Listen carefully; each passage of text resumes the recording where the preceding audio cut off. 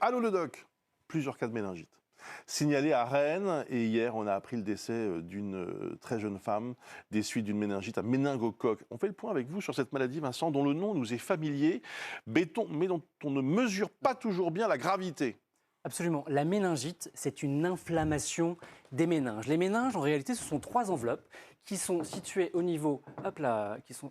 Réfléchissez. Ah Réfléchissez, Ça Marie. va venir? Oui, qui sont situées... Ça marche pas. les ménages. Oui, on va essayer une autre. Ah voilà. Bon.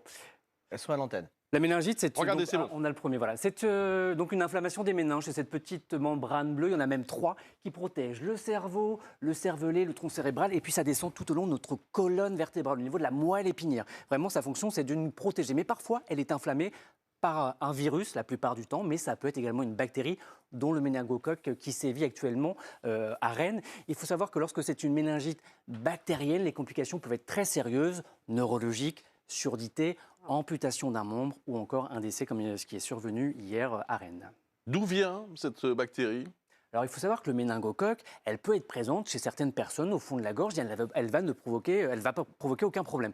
Mais parfois, dans certains cas, elle peut engendrer une méningite, voire se propager dans le sang. On parle de septicémie. Ce méningocoque, c'est une transmission interhumaine, donc entre 2 individus, Oui. par la salive, les postillons. On parle d'un contact rapproché, moins d'1 mètre, et d'un contact prolongé. C'est vraiment une maladie très contagieuse. Quels symptômes doivent nous alerter sur une méningite méningocoque? Alors, il y a plusieurs symptômes dans toutes les méningites, mais également dans les méningites à méningocoque. On peut avoir un patient avec beaucoup de fièvre, généralement, ça peut monter très haut, des maux de tête très, très importants. Ça peut être également associé à la nausée ou des vomissements. La caractéristique, c'est des vomissements Angers, quand on parle de méningite en règle générale. On peut avoir une raideur de nuque. La raideur, c'est des patients qui vont avoir du mal à plier la tête en avant parce que ça va faire mal, parce qu'en réalité, ça tire sur les méninges qui sont très inflammés.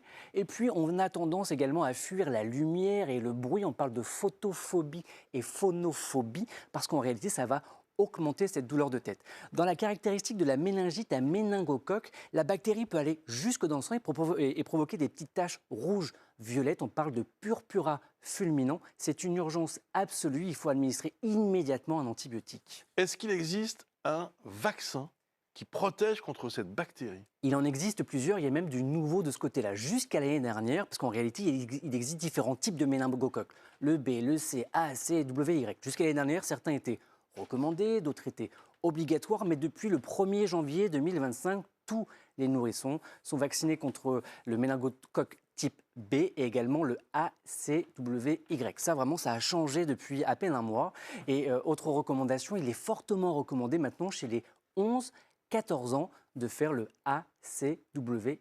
Donc vraiment, cette méningite à méningocoque, c'est vraiment, il faut vraiment, quand on est aussi adolescent, en parler avec le médecin parce qu'on vient de le voir, ça peut avoir des conséquences dramatiques. C'est intéressant de rappeler en effet les symptômes qui doivent être, qui sont particuliers tout de même. Parce que bon, la fièvre, on est d'accord, ça peut être plein de choses, mais tous les autres que vous avez cités, c'est très ciblé. Les parents, les jeunes parents peuvent y penser quand même, cette raideur au niveau de la nuque, ces vomissements Angers, et puis le fait de rester aussi en chien de fusil dans son lit, comme ça, les patients restent blottis, et puis la lumière et le bruit, c'est vraiment des signes d'alerte qui doivent absolument vous amener à consulter.